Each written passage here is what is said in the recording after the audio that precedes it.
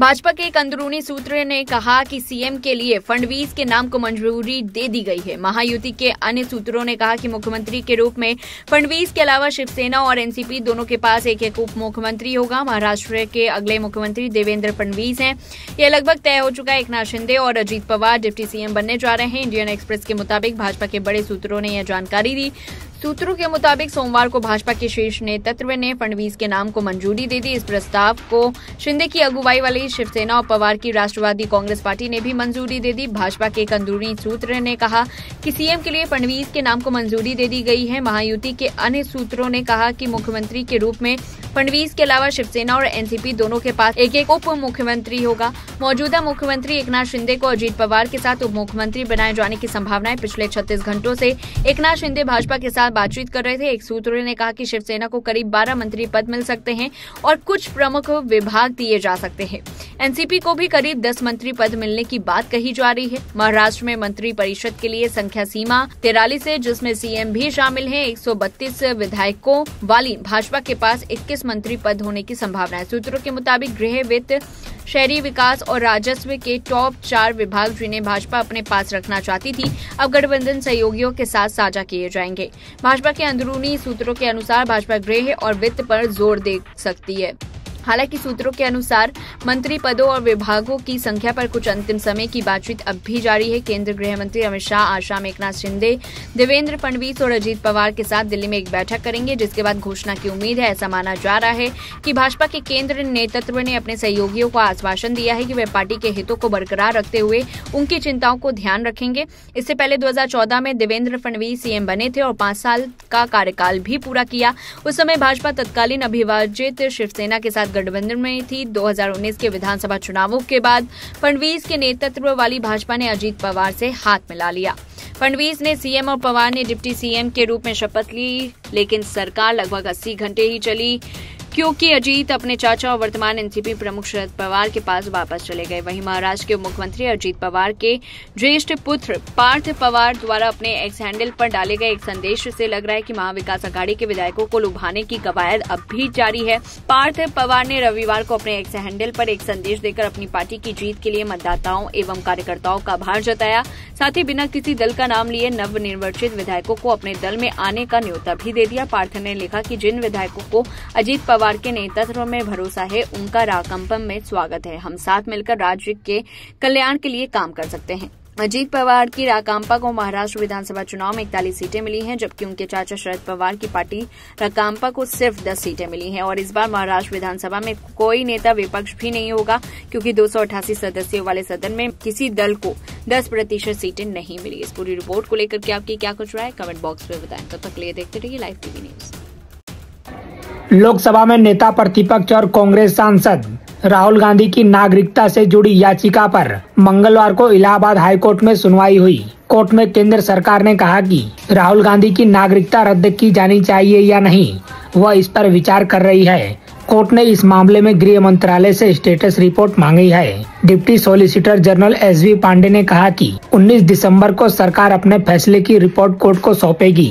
Allahabad high court की Lucknow bench ने एक याचिका दायर की गई, जिसमें दावा किया गया है कि राहुल गांधी के पास ब्रिटिश नागरिकता है, इसलिए उनकी भारत की नागरिकता रद्द होनी चाहिए। उन्होंने कहा कि गृह मंत्रालय को राहुल गांधी के पास कथित विदेशी नागरिकता होने की वजह से भारतीय नागरिकता रद्द करने की मांग की जानकारी मिली है। सरकार इसकी जांच कर रही है। डिप्टी सॉलिसिटर जनरल ने कहा, न्यायालय ने आदेश दिया कि 3 हफ्ते के अंदर यानी 19 दिसंबर तक सरकार सबूत पेश करे और फैसला करे कि क्या इस मामले में कार्रवाई हो।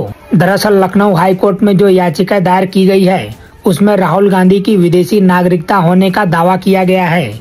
कोर्ट ने इस मामले में केंद्रीय गृह मंत्रालय से जानकारी हासिल करने का निर्देश दिया था। इससे पहले जुलाई 2024 में इसी याचिकाकर्ता विघ्नेश शिशिर की याचिका को कोर्ट ने ये कहकर खारिज कर दिया था कि वह चाहे तो नागरिकता एक्ट के तहत समक्ष प्राधिकारी के पास शिकायत कर सकते हैं। इसके बाद शिशिर ने दावा किया कि समक्ष प्राधिकरण को 2 बार शिकायत के बाद भी कोई एक्शन नहीं होने पर उन्होंने फिर से याचिका दाखिल की है। कोर्ट ने याचिका को स्वीकार करते हुए गृह मंत्रालय से राहुल गांधी की नागरिकता पर स्पष्टीकरण मांगा है। कर्नाटक के रहने वाले एस विघ्नेश ने 12 सितंबर को जनहित याचिका दायर की थी। उन्होंने अमेठी से सांसद और विपक्ष के नेता राहुल गांधी के यूनाइटेड किंगडम यूके का नागरिकता होने का दावा किया है। शिशिर ने दावा किया कि उन्होंने मामले की गहन जांच की और कहा कि उन्हें जो गोपनीय जानकारी मिली है उससे पता चला है कि राहुल गांधी के पास ब्रिटिश नागरिकता है। एस विघ्नेश शिशिर ने सीबीआई जांच की मांग के साथ ही राहुल गांधी की ब्रिटिश नागरिकता के आधार पर उनकी भारतीय नागरिकता रद्द करने की भी मांग की है। वहीं आपको बता दें कि राहुल गांधी ने मंगलवार को आरएसएस और पीएम मोदी पर अनुसूचित जनजाति और पिछड़े वर्ग के सामने खड़ी दीवार को मजबूत करने का आरोप लगाया और ये भी कहा कि उनकी पार्टी के नेतृत्व वाली संयुक्त प्रगतिशील गठबंधन यूपीए की सरकार के समय इस दीवार को कमजोर करने का काम जितनी मजबूती से होना था वो नहीं हो पाया। फिलहाल इस खबर में इतना ही। बाकी अपडेट के लिए बने रहिए लाइव टीवी न्यूज के साथ। महाराष्ट्र में भाजपा की अगुवाई वाली महायुति गठबंधन के प्रचंड जीत के बीच अगर किसी विधानसभा सीट की सबसे अधिक चर्चा हो रही है तो वह है उत्तर प्रदेश के मुरादाबाद जिले की कुंदर की सीट। उत्तर प्रदेश के जिन 7 सीटों पर उपचुनाव थे उनमें से एक सीट यह भी थी और इस सीट की खासियत यह है कि यह मुस्लिम बहुल इलाका है और यहाँ एक हिंदू क्षत्रिय ने चुनाव जीता है। इस सीट की एक और खासियत है, इस सीट पर या सहसपुर का क्षत्रिय राज परिवार चुनाव जीता है या फिर मुस्लिमों की तुर्क जाति। इस बार ठाकुर रामवीर सिंह ने यहाँ जीत का परचम लहराकर भाजपा की 31 साल के वनवास को दूर किया। इस सीट की खास बात यह है कि यहाँ पर मुस्लिमों की आबादी लगभग 64% है तो वहीं 36% में अन्य लोग हैं। मुस्लिमों की इतनी अधिक आबादी होने के बावजूद ठाकुर रामवीर सिंह को कुल 1,70,371 वोट मिले। उन्होंने अपने प्रतिद्वंदी समाजवादी पार्टी के उम्मीदवार मोहम्मद रिजवान को 1,44,791 वोटों से हराया। रिजवान को सिर्फ 25,580 वोट ही मिले। कुंदर की सीट पर अगर कुल विरोधियों को मिले मत को भी जोड़ दिया जाए तो वो ठाकुर रामवीर सिंह की जीत वाले मत से आधे भी नहीं। यहाँ कुल 11 मुस्लिम उम्मीदवार खड़े थे, इनके बीच अकेले ठाकुर रामवीर सिंह हिंदू उम्मीदवार थे। अगर इन सभी मुस्लिम उम्मीदवारों के वोट को जोड़ भी दिया जाए तो भी वो 50,000 के आंकड़े को पूरा नहीं कर पाते। यहाँ तीसरे नंबर पर चंद्रशेखर आजाद की पार्टी आजाद समाज पार्टी के चांद बाबू थे जिन्हें 14,201 वोट मिला। अगर कुंदर की सीट के इतिहास पर नजर डालें तो यहाँ रहे 13 विधायकों में 9 तुर्क मुस्लिम विधायक चुने गए। बाकी के 4 विधायक सहसपुर बिलारी राजघराने के क्षत्रिय रहे हैं। अगर ठाकुर रामवीर सिंह को छोड़ दो तो इन लोगों के अलावा कुंदर की सीट से कोई विधायक नहीं बना। इस सीट पर तुर्की मुसलमानों का वर्चस्व है। जब भी मुस्लिम प्रतिनिधित्व की बात आती है तो उसका प्रतिनिधित्व सिर्फ तुर्क मुस्लिम ही करते हैं, दूसरी मुस्लिम जातियों के नहीं। साल 1974 में सहसपुर राज परिवार की महारानी इंद्रमोहिनी सिंह यहाँ से चुनाव जीती थी। साल 1985 में कांग्रेस के टिकट पर महारानी इंद्रमोहिनी की बेटी राजकुमारी रीना कुमारी यहाँ से विधायक बनी। साल 1979 में जनता दल के टिकट पर और साल 1993 में भाजपा के टिकट पर महारानी इंद्रमोहिनी के बेटे महाराजा चंद्र विजय सिंह यहां से विधायक बने। इन सभी चुनावों में राज परिवार ने तुर्क मुस्लिमों को हराया था। बाकी के चुनावों तुर्क मुस्लिम के उम्मीदवार ही जीते। इस सीट से हाजी अकबर हुसैन जनता पार्टी से साल 1977 में, राजनारायण की पार्टी से साल 1980 में, जनता दल से साल 1991 में और बसपा से साल 1996 एवं 2007 में विधायक बने। अकबर तुर्क जाति से ताल्लुक रखते थे। इसके बाद समाजवादी पार्टी के टिकट पर यहां से हाजी मोहम्मद रिजवान साल 2002, साल 2012 और साल 2017 में सीट से विधायक बने। ये भी मुस्लिमों की तुर्क जाति से है। साल 2022 के विधानसभा चुनाव में यहां से तुर्क नेता जिया उर रहमान बर्क जीते।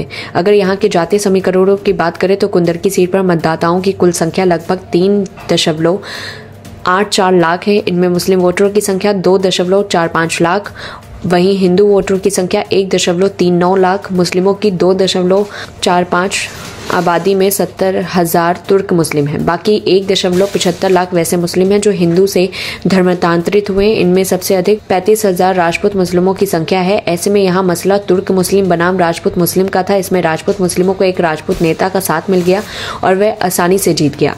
भाजपा ने इसी समीकरण को ध्यान में रखकर ठाकुर रामवीर सिंह को टिकट दिया था। महाराष्ट्र में एनडीए की जीत की आंधी ऐसी चली कि पूर्व मुख्यमंत्री और खुद को असली शिवसेना बताने वाले उद्धव ठाकरे और एनसीपी प्रमुख शरद पवार की राजनीति को बड़ा झटका लगा है। इस गठबंधन के इस चुनाव में हालत ऐसी हो गई है कि दिग्गज नेता विपक्ष के नेता बनने लायक भी नहीं रह गए। कैसे महायुति को इतनी बड़ी जीत मिली और महाविकास अघाड़ी को इतनी बड़ी हार? पहला, महाविकास आघाड़ी में सीटों के लिए अनबन और अपना वर्चस्व दिखाने के साथ ही पार्टियों में अंदरूनी कलह और गुटबाजी हावी रही। मतभेद इतना हुआ कि सब कुछ जनता के सामने आ गया। वहीं महायुति को मिली जीत ने न केवल गठबंधन की ताकत और एकता को दिखाता है, भाजपा ने देवेंद्र फडणवीस और एकनाथ शिंदे की जोड़ी के साथ मजबूती चुनावी जमीन काम किया और नेताओं ने जनता के सामने किसी भी मतभेद को उजागर नहीं किया। दूसरा, पिछले कुछ सालों में महाविकास आघाड़ी के प्रमुख दल कांग्रेस और शरद पवार की एनसीपी की महाराष्ट्र में लोकप्रियता घटी है। खासकर मतदाताओं के बीच विश्वसनीयता को भी इन पार्टियों ने खो दिया। दूसरी तरफ भाजपा की लोकप्रियता बढ़ी है और विश्वास भी बढ़ा है, जिसका उदाहरण लोकसभा चुनाव में भी दिखाई दिया था। तीसरा, शिवसेना का विभाजन और फिर एनसीपी का विभाजन महाराष्ट्र की राजनीति के लिए बड़ी बात थी। दोनों पार्टियों के दो फाड़ होने का फायदा भाजपा को मिला। दोनों पार्टियों का एक भाग भाजपा के साथ खड़ा हुआ और भाजपा ने पूरा सम्मान दिया। तो वहीं विपक्षी एकता का प्रदर्शन करते हुए इंडिया गठबंधन की नींव रखी गई, जिसमें महाराष्ट्र की अहम भूमिका रही, लेकिन यह गठबंधन कमजोर निकला। चौथा, कांग्रेस में नेतृत्व का संकट, जिसका खामियाजा उसे लोकसभा और कई राज्यों की विधानसभा में भी भुगतना पड़ा।